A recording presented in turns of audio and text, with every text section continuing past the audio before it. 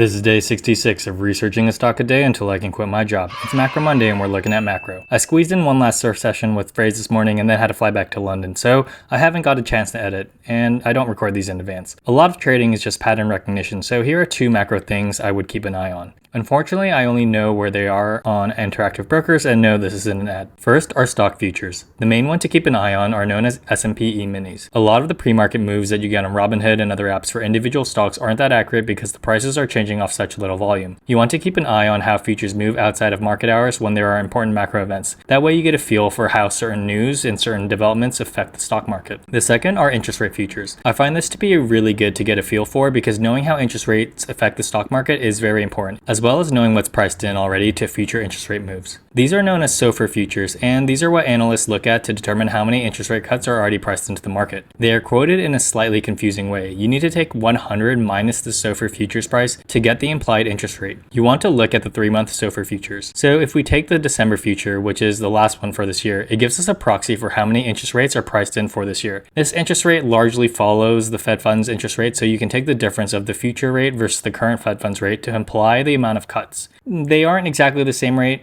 but for all intents and purposes, they are close enough. The basis between these two rates is fairly small and for the most part stable. I'll cover another time the intricacies behind interest rates. This is not financial advice, always do your own research.